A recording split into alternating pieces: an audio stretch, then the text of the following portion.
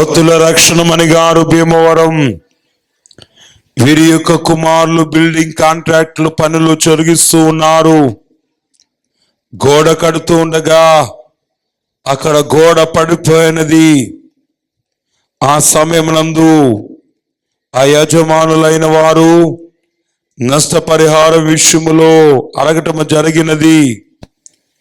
ఆ యొక్క భయంకరమైన సమస్య నుండి బయటపడుటకు దేవుడి కృప చూపించారు. ఆ యొక్క నష్టపరిహారము విషయంలో ప్రభువాని సన్నిధిలో ప్రార్థన చేసుకుంటున్నాము. 7 వారాలు పెట్టుకుంటాము, నీ సన్నిధిలో పెట్టుకుంటున్నాము అని వీరి 7 వారములు రాగా వీరి కుమార్ని ఆ భయంకరమైన నష్టములో నుండి తప్పించి ప్రమాదం నుండి విడిపించి దేవుడు వారిని క్షేమకరంగా ఉంచారు. దేవునికి మహిమ కలుగును గాక. ఆమేన్. చెప్పలు కూడా అండి. శాలకు బైబిల్ మిషన్ షకీనా స్వస్థత శాలకు 7 వారములు రాగా దేవుడి వారిని ఆ యొక్క సమస్య నుండి విడిపించి దేవుడు వారిని బలపరిచి క్షేమకరంగా ఉంచారు. దేవునికి మహిమ కలుగును గాక. ఆమేన్. అందరికీ మరణాత అండి. హాయ్ గారికి, అమ్మగారికి మరణాత, పెద్దమ్మ గారికి మరణాత అండి. మా తమ్ముడు బెంగళూరులో పనిచేస్తారండి. చేస్తూ ఉండగా మిషన్తో బిల్డింగ్ గోతులు తీస్తారండి. తీస్తూ ఉండగా పక్కనున్న ఆయన కాంపౌండ్ వాళ్ళు ఆయన మంచి ఆయన కాదంట. ఆ బిల్డింగ్ గోతులు తీస్తూ ఉండగా కాంపౌండ్ వాళ్ళు పడిపోయిందంటండి. పడిపోతే ఆయన చాలా ప్రమాదకరం అతనంటండి. ఆ కాంట్రాక్ట్ ఆల్రెడీ డబ్బులు ఇచ్చాడంట నష్టపరిహారంగా. ఇచ్చినా సరే ఊరుకోలేదంటండి. అసలు ఈ బిల్డింగ్ పని ఎవరు చేయించారో అతను చూపించమన్నారంట. అంతలో ఇంకొక అతను కనిపించి, మీరు ఇక్కడ ఉండొద్దండి, వెళ్ళిపోండి, భీమవరం వెళ్ళిపోండి, ఇక్కడ ఉంటే అతను మంచి ఆయన కాదు, చంపేస్తారని చెప్పారంట. అప్పుడు అయ్యగారితో చెప్పి ప్రార్థన చేయించుకోగా మా తమ్ముడు ఇక్కడికి వచ్చేసారండి. అమ్మ 7 వారాలు పెట్టుకున్నారు. 7 వారాలు పూర్తయినాయి. ఆ ప్రమాదం నుంచి దేవుడే తొలగించారండి, క్షేమాన్ని ఇచ్చారు. దేవుడికే మహిమ కలుగును గాక. అలాగే అమ్మకి మోకాలు నొప్పులు కూడా అండి 7 వారాలు చేయగా ఆ మోకాలు నొప్పులు కూడా దేవుడు స్వస్థపరిచాడండి. దేవునికి మహిమ ఘనత కీర్తి ప్రభావం కలుగును గాక. ఆమేన్.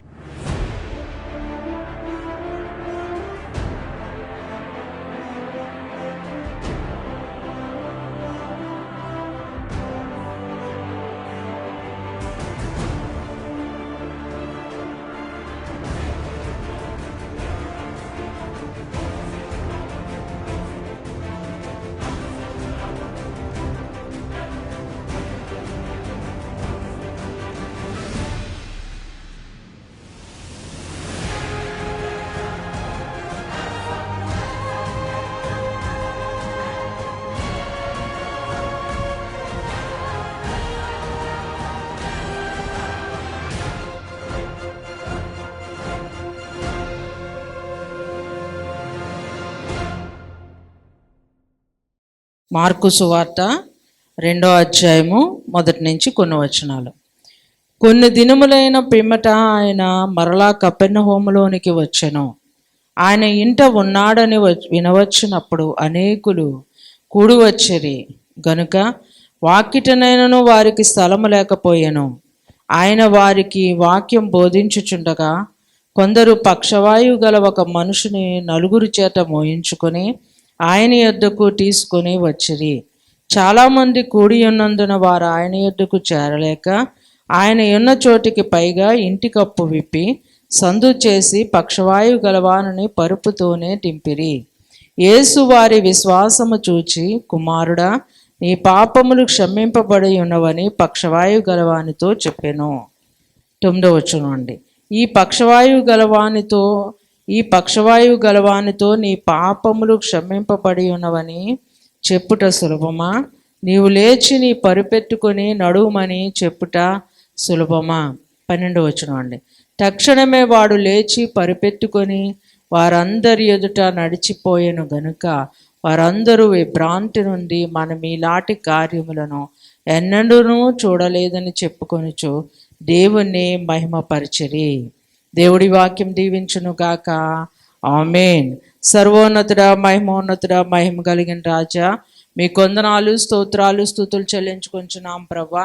మీ ఉచితమైన కృపను బట్టి, దయను బట్టి, కనికరాన్ని బట్టి ప్రభా ఇంతవరకు మీ కాపుదల సహాయమును మాకు ఉంచారు. వందనాలు, స్తోత్రాలు నాయనా. ఇదిగోండి ప్రభా 2024 సంవత్సరములో జనవరి నెలలో ప్రభా ఇదిగోండి తండ్రి 4వ బుధవారమందు నాయనా సెకీనా సొసశాల ఆశీర్వాద రోజులో ప్రారంభ ప్రార్థన నుండి ఒక్కొక్క కార్యక్రమం మహిమకరముగా, ఆశీర్వాదకరముగాను, మీకు మహిమకరముగాను, మాకు ఆశీర్వాదకరముగా మీరు జరిగించారు. వందనాలు, స్తోత్రాలు. జరిగిన 7 ప్రార్థనలో ఉన్న నాయన ప్రార్థనాంశములకు నెరవేర్పును ఇచ్చుచున్న తండ్రి, ఇవ్వనై ఉన్న ప్రభా మీకు వందనాలు, స్తోత్రాలు, స్తుతులు చెల్లించుకుంటున్నాం తండ్రి. మా మధ్య మీరు తండ్రిగా, కుమారునిగా, పరిశుద్ధాత్మనిగా మా జనుకులు దేవదాసేగట్టు పరలోక పరిశుద్ధులతో, దేవదూతుల పటాలముతో మా మధ్య ఉన్నారు. మా అయ్యగారిని కూడా ఇక్కడ ఉంచారు. వందనాలు, స్తోత్రాలు, స్తుతులు చెల్లించుకుంటున్నాం ప్రభా. ఈ సమయమందు ప్రభా మీ దీనదాసురాలైన నన్ను మీ సిలువ చాటును మరుగుపరుచుకొని మీ పాత్రగా బోరగా వాడుకొని మహిమను పొందండి. నా నోటన కొత్త మాటను ఉంచి మాట్లాడువారు మీరు కాదు, నేను సెలవిచ్చున్న ప్రభా మీరే మాట్లాడింపచేసి మా యొక్క ఆత్మలకు కావలసిన వర్తమానమును, మీరు అక్కడకు సిద్ధపడి వర్తమానమును మీరే అందించి నడిపించి మహిమను పొందండి. సమస్తమును మీ పాదములు ఎద్దు పెట్టి సమర్పించుకొంచు యేసువారి పుణ్యనామను మిక్కిలి వినముగా బ్రతిమిలాడి వేడుకొంచున్నాను పరమ తండ్రి, ఆమేన్. ఈ అవకాశం ఇచ్చిన మన ప్రభువైన యేసుక్రీస్తు వారికి మహిమ మహామహిమ ఘనత కీర్తి ప్రభావములు కలుగును గాక, ఆమేన్. కూడి ఉన్న మన ಎಲ್ಲರಿಗೂ యేసుక్రీస్తు వారి శుభనామమున మనకు శుభములు కలుగును గాక, ఆమేన్. సహజంగా మనం శుశ్రూషలకు వస్తున్న ప్రతి ఒక్కరికి కూడా ఈ యొక్క శుశ్రూషల అనగా ప్రాముఖ్యంగా ఎక్కువగా కనబడే కార్యక్రమం ఏంటి అంటే ఏం చెప్పండి అమ్మా? శుశ్రూషలో మనం ఎక్కువగా ఎక్కువగా చేసే కార్యక్రమం ఏంటి? పాటలు ఉంటాయి, వాక్యపఠనం ఉంటుంది, ప్రార్థన ఉంటుంది, అలాగనే సాక్ష్యాలు ఉంటాయి, ప్రసంగం ఉంటుంది. అయితే అన్నిట్లో ఎక్కువగా కనబడే కార్యక్రమం ఏంటి? ఏం చెప్పండి? ప్రార్థన. ఏం చెప్పండి? ఫస్ట్ ప్రారంభ ప్రార్థన, తర్వాత 7 ప్రార్థనలు, తర్వాత మెట్ల ధ్యానం, తర్వాత ముగింపు ప్రార్థన. మొత్తానికి అన్నీ కలిపి కూడా ఎక్కువ ఏంటంటే ప్రార్థన. ఏం చెప్పండి? ప్రార్థన. అంటే స్వస్థశాల అనగానే స్వస్థత కోసం మనం అందరం వస్తున్నాం కనుక ప్రాముఖ్యంగా ఇక్కడ జరగబోయే ప్రత్యేకమైన కార్యక్రమాలన్నిటిలో ఒక ఎక్కువ కార్యక్రమం ఏం జరుగుతుంది అంటే ఏం చెప్పండి? ప్రార్థన. ప్రార్థన అంటే ఏం చెప్పండి? ప్రార్థన అంటే ఏంటమ్మా? దేవునితో మాట్లాడటం. మన అవసరతలన్నీ, మన అక్కర్లన్నీ, మన విషయాలన్నీ కూడా ఎవరికి చెప్పటం చెప్పండి? దేవునికి ప్రార్థన చేయటమే, దేవునికి చెప్పుకోవటం ప్రార్థన అంటే. అలాగనే ఆదివారపు ఆరాధన అంటే ఏం చెప్పండి? ఆరాధన అంటే ఏం చేస్తాం? ఎక్కువ ఏం చేస్తాం ఆరాధనలోని? ప్రార్థన చెయ్యం, అవునండి? ఆరాధన అంటే ఏంటి? స్తుతి. ఆరాధన అంటే ఏం చెప్పండి? స్తుతి చేయటం. అంటే ఆదివారం నాడు మనం ఎక్కువ ఏం చేస్తామంటే స్తుతి చేస్తాం. ఏం చేస్తాం చెప్పండి? స్తుతి. దేవునికి స్తుతులు, స్తోత్రాలు చెల్లించుకుంటాం. ఇక శుశ్రూషల అనగానే ప్రార్థన చేసుకుంటాం. ఇక మన శుశ్రూషలో ప్రార్థన ప్రాముఖ్యము. అందులో 2 ఘట్టాలు ఉంటాయండి శుశ్రూషలో. మొట్టమొదటిగా 7 ప్రార్థనలో ఏం చెప్పండి? 7 ప్రార్థనలు. రెండోది ఏం చెప్పండి? 7 మెట్ల ధ్యానము. ఈ 2 చాలా ప్రాముఖ్యం. శుశ్రూషల అనగానే ఈ 2 చాలా ప్రాముఖ్యం. వీటిని బట్టే మనం దేవుని దగ్గరికి చేరుకుంటాం. దేవుడు మనలను చూస్తారు, మన అవసరాలు కూడా వింటారు. కేవలం ఈ 2 ప్రోగ్రాములు ఈ ప్రాముఖ్యమైన ప్రోగ్రాములు. అందులో ప్రసంగము ప్రాముఖ్యమే, సాక్ష్యాలు వినటము ప్రాముఖ్యమే. సాక్ష్యాలు వింటే ఏమొస్తుంది చెప్పండి? విశ్వాసం వస్తుంది. కనుక ప్రసంగం వింటే ఆత్మీయ జీవితంలో బలపడతాము. అయినప్పటికీ కూడా ప్రార్థన అన్నది చాలా ప్రాముఖ్యమైనది. కనుక ఇక్కడ మనం గమనించినట్లయితే ప్రార్థన ఈ యొక్క స్వస్థశాలకు వచ్చే వాళ్ళందరూ కూడా మనం మౌనముగా ఉండటము ప్రాముఖ్యము. అలాగనే ప్రతి మనసులో ప్రతి నిమిషము కూడా దేవుణ్ణి ఏం చేయాలి చెప్పండి? స్మరిస్తూ ఉండాలి. ప్రభువా, నేను ఈ అంశం మీద వచ్చాను కనుక నాకు ఈ సహాయము దయచేయండి అని నిత్యము కూడా ఏం చేయాలి చెప్పండి? ప్రార్థన చేసుకుంటూ ఉండాలి. దేవునికే మహిమ కలుగునుగాక. ఆమేన్. నా సాక్ష్యం నేను మీకు ఒకటి చెప్పాలనుకుంటున్నానండి. ఏంటంటే, ఎప్పుడో చాలా కాలం అయ్యగారు పిన్నయ్య గారు ఉన్నప్పుడు నాకు చాలా బలహీనత వచ్చిందండి. ఆ బలహీనతకి ఒళ్ళంతా కూడా వాచిపోయింది, నీరు పట్టేసింది. ఎందుకని హాస్పిటల్కి వెళ్తే అక్కడ చెప్పిన విషయం ఏమిటంటే, మరి బ్లడ్ లేదు అని చెప్పారండి. ఏం లేదన్నారు చెప్పండి? బ్లడ్ లేదని చెప్పారు. చాలా సంవత్సరాల క్రితం అండి. అప్పటి నుంచి కూడా ఎంత లేదు అంటే 6 పాయింట్లు ఎంతో ఉందండి. అప్పుడు 6 పాయింట్లు 5 పాయింట్లు ఉందన్నారండి స్టార్టింగ్. ఆ తర్వాత నుంచి ఎన్ని తిన్నా ఎన్ని చేసినా 6 పాయింట్లు అంటే 7 పాయింట్లు 8 పాయింట్లు, అంతకన్నా ఇంకా పెరగదండి. అసలు ఏమవుతుంది చెప్పండి? 7, 8 ఉంటే చాలా గొప్ప, అంతకన్నా ఎక్కువ పెరగదు. అలాగుంటూ ఉండేది. అయితే నేను ఫెరోనికా అని ఒక ట్యాబ్లెట్ వాడుతూ ఉండేదాన్ని అండి. ఎప్పుడు కూడా ఆ ట్యాబ్లెట్ వాడుతూనే ఉండేదాన్ని. అయితే కొంతకాలం నుంచి కొన్ని నెలలు బట్టి ఆ ట్యాబ్లెట్ మానేశానండి. వేసుకోవటం మానేశాను. మరి టెస్టులు చేయించుకోలేదు.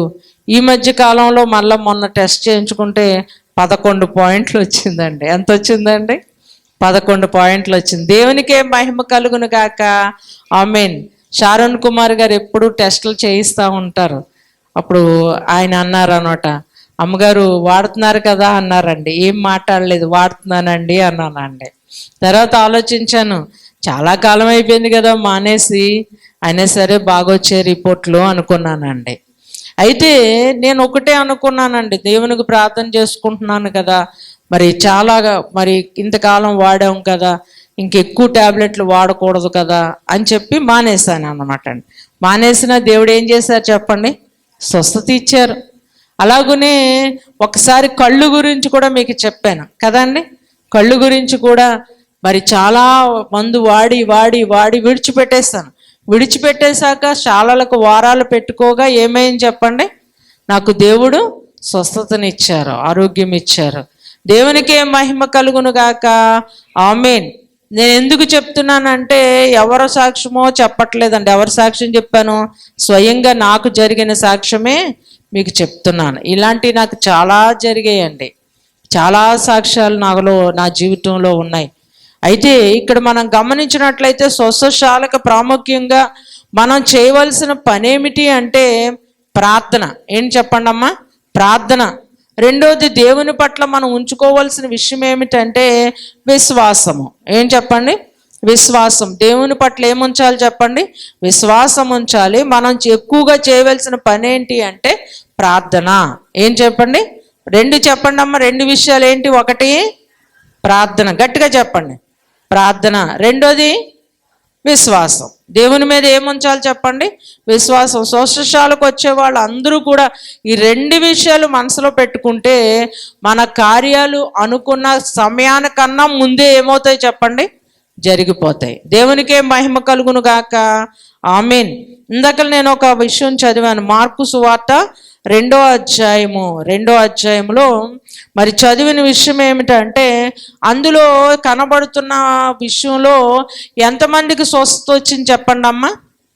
ఎంతమందికి వచ్చింది స్వస్థత? ఈ మార్కు సువార్త 2వ అధ్యాయంలో మనం చదువుకున్న వచనాల్లో ఎంతమందికి వచ్చింది స్వస్థత అమ్మా? చెప్పండి. ఇందాక చదివాను కదా, ఎంతమందికి వచ్చింది? 5గురికా? ఎంతమందికి వచ్చిందమ్మా? పోనీ ఏ వ్యాధి కలిగిన అతను ఉన్నాడు అక్కడ అమ్మా? అమ్మయ్య, మెలకు వచ్చింది మీకు దేవుని కృపను బట్టి. దేవుడు మిమ్మల్ని దీవించిన గాక. ఎక్కడికో వెళ్ళిపోయినట్టున్నారు మీరు, అవునా? ఎక్కడికో వెళ్ళిపోయారు మీరు, ఇక్కడ లేరు అసలు. ఏ వ్యాధికి స్వస్థత వచ్చింది చెప్పండి? అమ్మ పక్షవాయువు గలవానికి స్వస్థత వచ్చింది. ఎంతమంది పక్షవాయువు కలిగిన వాళ్ళు ఉన్నారు అక్కడ? చాలామంది ఉన్నారా? చాలామంది ఉన్నారా? ఒక్కలే ఉన్నారు. ఎంతమంది ఉన్నారు చెప్పండి? ఒకే ఒక వ్యక్తి. ఆ వ్యక్తికి ఏం వ్యాధి అంటే పక్షవాత రోగం ఉంది. పక్షవాత రోగం. పక్షవాత రోగం అంటే ఏంటి తెలుసా అమ్మా? పక్షవాత రోగం అంటే పెరాలసిస్ అనగా ఏం చెప్పండి? ఒక కాలు, ఒక చెయ్య, ఒకవైపు భాగం అంతా కూడా పనిచేయడం ఆగిపోతుంది. స్పర్శ కోల్పోతారు. ఏమాత్రము కూడా అది పని చేయదు. అది చాలా ప్రమాదకరమైన విషయము. ఒకవైపే పనిచేసి ఒకవైపు పనిచేయకపోతే చాలా మనిషికి ప్రమాదము. అటువంటి వ్యాధితో వ్యక్తి ఉన్నాడు. ఆ ఒక్క వ్యక్తి వ్యాధి నుండి దేవుడు స్వస్థపరిచారు. ఒక వ్యక్తి స్వస్థత పొందటానికి ఎంతమందిలో విశ్వాసం ఉందో మీకు తెలుసా? ఎంతమందిలో ఒక వ్యక్తి స్వస్థత పొందటానికి ఎంతమంది విశ్వాసులుగా అక్కడ కనబడుతున్నారు అంటే ఒక్కొక్కరిగా మనం చూద్దాం. మీరు అందరూ అనుకోవచ్చు, ఇదేంటి అమ్మగారు ఒక్క వ్యక్తి స్వస్థత వస్తే ఎంతోమంది విశ్వాసం చూపించడం ఏంటి అనుకోవచ్చు. కాదు, అక్కడ మీరు ఒక్కొక్కరుగా గమనించండి. ఒక్క వ్యక్తి స్వస్థత పొందటానికి ఎంతమంది విశ్వాసం చూపించారో ఒకసారి చూద్దాం. అంటే ఇక్కడ మనం గమనించినట్లయితే మనం కూడా ఒక్కళ్ళము దేవుని దగ్గరికి రావాలంటే ఎంతో మంది ప్రయాస పడితేనే కానీ మనం ఒక్కళ్ళము ఏం దగ్గరికి రావాలని చెప్పండి? దేవుని దగ్గరికి రాలేము. అలాగనే ఒక్కరు స్వస్థత పొందాలంటే ఎంతో మంది ఏం చేయాలి చెప్పండి? దేవుని పట్ల విశ్వాసం ఉంచితేనే కానీ ఆ ఒక్క వ్యక్తికి ఏమి రాదు చెప్పండి? స్వస్థత రాదు. ఇక్కడ మనం గమనించినట్లయితే ఎంతమంది ఉన్నారో ఒకసారి చూద్దామండి. 2వ అధ్యాయం 1వ వచనం. కొన్ని దినములైన పిమ్మట ఆయన కపెర్నహూములోనికి వచ్చెను. ఎవరు వచ్చారు చెప్పండి? ఇప్పుడు గణపాల నుంచి ఎవరు వచ్చారు ఇక్కడికి? ఇప్పుడు అక్కడ కపెర్నహూములోకి ఎవరు వచ్చారు? యేసు ప్రభువారు వచ్చారటండి. ఎవరు వచ్చారు చెప్పండి? యేసు ప్రభువారు వచ్చారు. అయితే ఇక్కడ మనం గమనించినట్లయితే కపెర్నహూములో ఒకరి ఇల్లు ఉన్నదండి. ఎవరి ఇల్లు చెప్పండి? పేతురు అత్త ఇల్లు. కొన్ని దినములైన పిమ్మట ఏముంది చెప్పండి? కొన్ని దినములైన పిమ్మట అంటే అంతకుముందు ఒకసారి కపెర్నహూమునకు వచ్చారు. ఏమయ్యారు చెప్పండి? అంతకుముందు ఒకసారి కపెర్నహూమునకు వచ్చారు. వచ్చినప్పుడు ఏం చేశారు అంటే మార్కు సువార్త 1వ అధ్యాయంలో మనకు కనబడుతుంది. పేతురు అత్త జ్వరముతో పడి ఉండగా ప్రభువారు ఆమెను ముట్టి ఏం చేశారు చెప్పండి? బాగు చేసెను. ఆమె వెంటనే లేచి ఉపచారము చేసెను అని మనం చదువుకుంటాం. అంటే అక్కడ దేవుడు కపెర్నహూములో ఆల్రెడీ ఒకసారి వచ్చి పేతురత్త గారిని ఏం చేశారు చెప్పండి? స్వస్థపరిచారు. ఇంకా చాలా స్వస్థత కార్యాలు అక్కడ జరిగి ఉన్నవి. కొన్ని దినాలు అయిన తర్వాత మరలా ఎక్కడికి వచ్చారు చెప్పండి? కపెర్నహూమునకు వచ్చారు. మొన్న మేము యెరూషలేం వెళ్ళినప్పుడు అక్కడ చూసామండి. కపెర్నహూములో పేతురు గారి అత్త ఇల్లు, అలాగనే పేతురు గారికి సంబంధించిన స్టాట్యూస్ ఇంకా చాలా చూసామండి. ఇక్కడ మనం గమనించినట్లయితే కపెర్నహూములోనికి కొన్ని దినములు అయిన తర్వాత ఎవరు వచ్చారటండి? అమ్మ ఎవరు వచ్చారు చెప్పండి? యేసు ప్రభువారు వచ్చారు. ఎవరు వచ్చారు చెప్పండి? యేసు ప్రభువారు వచ్చారు. ఇక్కడ తర్వాత 2వ వచనంలో ఆయన ఇంట ఉన్నాడని వినవచ్చినప్పుడు అనేకులు కూడి వచ్చిరి. ఆయన ఇంట ఉన్నారని వినవచ్చినప్పుడు అంటే ఏం చెప్పండి? వినవచ్చినప్పుడు అంటే ఎవరైనా చెప్తే వింటారు. అవునా కదా? ఎవరైనా చెప్తే వింటారు. వింటము అంటే ఎవరైనా చెప్పారు అంటే అక్కడ కపెర్నహూములోనికి, అక్కడ ఆ ఇంటిలోనికి యేసు ప్రభువారు వచ్చారని ఎవరు చెప్పారు? ఎవరో చెప్పారు. అవునా కదా? ఎవరెవరో చాలా మంది చెప్పారు. అంటే ఇక్కడ స్వస్థశాలకు రావాలి, బుధవారం నాడు ఇక్కడ స్వస్థశాల కార్యక్రమం జరుగుతుంది, ఇక్కడ దేవుడు గొప్ప అద్భుత కార్యాలు చేస్తున్నారని అనేక మంది మనం ఏం చేయాలి చెప్పండి? చెప్పాలా వద్దా? అందుకే అయ్యగారులు ఒక్కొక్కసారి సాక్ష్యాల పేపర్లో ప్రింట్ చేయించి ఒక్కొక్కరికి ఎన్నేసి ఇస్తారు చెప్పండి? ఎన్నేసి ఇస్తారు? 2 ఇస్తారు కదండి. ఒకటి మీ దగ్గర ఉంచుకోండి, ఒకటి వెళ్తూ ఎవరికైనా ఇవ్వండి అంటారు. అంటే మీరు నోటితో చెప్పకపోయినా ఆ పేపర్ చదువుకునైనా అనేక మంది తెలుసుకుంటారని. ఇక్కడ యేసుప్రభు వారు ఆ కపెర్నహూములో ఆ గృహములో ఉన్నారన్న సంగతి ఎవరైనా చెప్పకపోతే తెలుస్తుందా తెలీదా? ఎవరికి కూడా తెలియదు. కనుక చాలా మంది ఏం చేశారు చెప్పండి? అనేకుల ఆయా నోట వినబడిందంటే అనేక మంది యేసుప్రభు వారు ఉన్నారు ఆ గృహంలో అని చెప్పారు. ఎవరైనా చెప్పమని అనౌన్స్ చేయమని చెప్పారండి? ఎవరైనా చెప్పమని అనౌన్స్ చేయమని చెప్పారా? ఎవరు అనౌన్స్ చేయమని చెప్పలే. కానీ వాళ్ళందరూ కూడా ఒకరికొకరు ఏం చేసుకున్నారు చెప్పండి? చెప్పేసుకున్నారటండి. మీరు అలా చెప్తున్నారా? మీరు చెప్తున్నారా? చెప్తుంటే ఇలా ఖాళీగా ఉంటుందా చెప్పండి? మీ ఇంటి వాళ్ళందరూ కూడా ముందు రావాలి కదా మీ ఇంటికి, మందిరానికి, అవునా? మీ ఇంటి వాళ్ళందరూ కూడా, మీ కుటుంబ సభ్యులందరూ కూడా, మీరు మీ కుటుంబ సభ్యులు ముందుగా చెప్తే మీ కుటుంబ సభ్యులు, ఇరుగు పొరుగు వారు, మీ చుట్టాలు, మీ బంధువులు, మీ స్నేహితులు అందరూ కూడా ఎక్కడ ఉండాలి చెప్పండి? ఎక్కడ ఉండాలండి? చెప్పండి. మందిరంలో ఉండాలి కదా. అక్కడ వాళ్ళు అలాగే ఉన్నారండి. వాళ్ళందరూ కూడా యేసుప్రభు వారు ఆ ఇంట్లో ఉన్నారన్న సంగతి చెప్పమని ఎవరు చెప్పలే, కానీ వాళ్ళందరూ చెప్పేశారండి.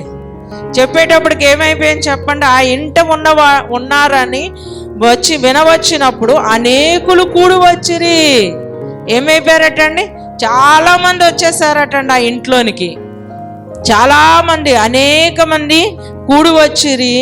గనుక వాకిటనైనను వారికి స్థలము లేకపోయేను. ఎక్కడ లేదటండి అమ్మ? ఎక్కడ లేదటండి? వాకిట కూడా స్థలం అంటే మనం అలా కార్లు పెట్టుకోవడానికి ప్లేస్ ఉండదండి. మీరు బాగా చెప్తే ఉంటుందా అండి? అసలు ఉండదు. ఎక్కడో పెట్టుకోవాలి ఇప్పుడు మనం కార్లను తీసుకెళ్ళి. అమ్మా, అయితే ఇక్కడ మనం గమనించినట్లయితే మనం మందిరానికి వచ్చేటప్పుడు అసలు ప్రాముఖ్యంగా యేసు ప్రభువారు ఆ గృహములో ఉన్నారు. ఫస్ట్ పాయింట్ ఏం చెప్పండి? ప్రభువారు ఆ గృహములో ఉన్నారు, గృహములో ఉన్నారు. అలాగనే మన జీవితాల్లో ప్రభువారు ఉండాలి. మన జీవితాల్లో ప్రభువారు ఉంటే మనం నోటితో ఏం చెప్తాం చెప్పండి ఇతరులకి? అమ్మా, ఇతరులకి మనం సాక్ష్యం చెప్తాం. ప్రభువారు మన జీవితాల్లో ఉంటే మనము ఇతరులకు ఏం చేస్తాం చెప్పండి? సాక్ష్యం చెప్పగలం. కనుక మీరందరిలో ఎంతమంది చెప్తున్నారు సాక్ష్యం? మీ సాక్ష్యము ఎంతమంది ఇతరులను తీసుకొస్తున్నారు? మీరు తీసుకొచ్చారు అంటే మీలో ఎవరున్నారు చెప్పండి? ఎవరున్నారు చెప్పండి? యేసు ప్రభువారు ఉన్నారు. యేసు ప్రభువారు ఉంటే మీరు అనేక మందికి చెప్పాలి. అనేక మందిని ఎక్కడికి తీసుకురావాలి చెప్పండి? దేవుని సంధికి తీసుకురావాలి.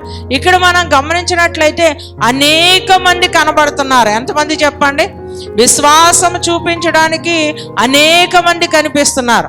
ఆ పక్షవాతి కలిగిన రోగి స్వస్థత పొందడానికి మొట్టమొదటిగా అనేక మంది కనబడుతున్నారు. ఎంతమంది చెప్పండి? అనేక మంది.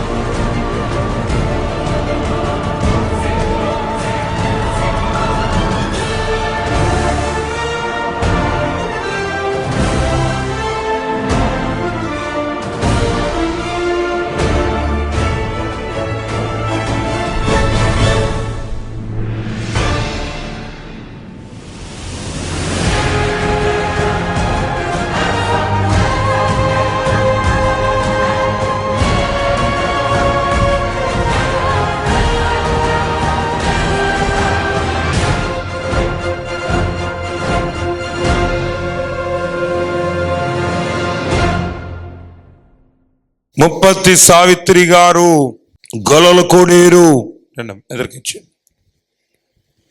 వీరు ఆదివారం వీరి వదిన గారు రక్షణ తీసుకుంటున్నారని, బాప్తీసం తీసుకుంటున్నారని సన్నిధికి వచ్చారు. వీరు సన్నిధిలో ఉన్న సమయంలోనే వీరికి ఎంతో అమూల్యమైన, ఎంతో బలమైన గేదెలు ఉన్నాయి. ఆ గేదెలు నూతిలో పడిపోయినాయి అని ఫోన్ వచ్చింది. దేవుని బిడ్డలారా, ఎంతో భయపడ్డారు. యేసు ప్రభువా, అవే మాకు ఆధారము, పాడి గేదెలవి, వాటికి ఏ ప్రమాదం లేకుండా చేసినట్లయితే సాక్ష్యం చెప్పుకుంటానని వెంటనే ఎదరికి వల్లి పద్మ గారు తీసుకొచ్చి ప్రార్థన చేయించారు. ఆరాధన అయిన తర్వాత ప్రార్థన చేయటం జరిగింది. దేవుడు ఆ గేదెలకి ప్రమాదం లేకుండా చేశారు. దేవునికి మహిమ కలుగును గాక.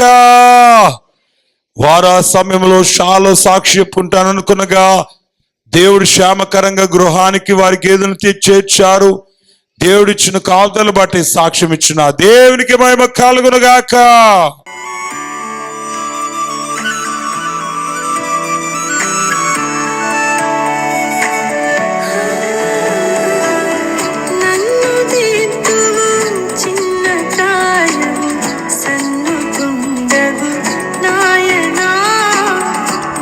మరణాత మరణాత మరణాత.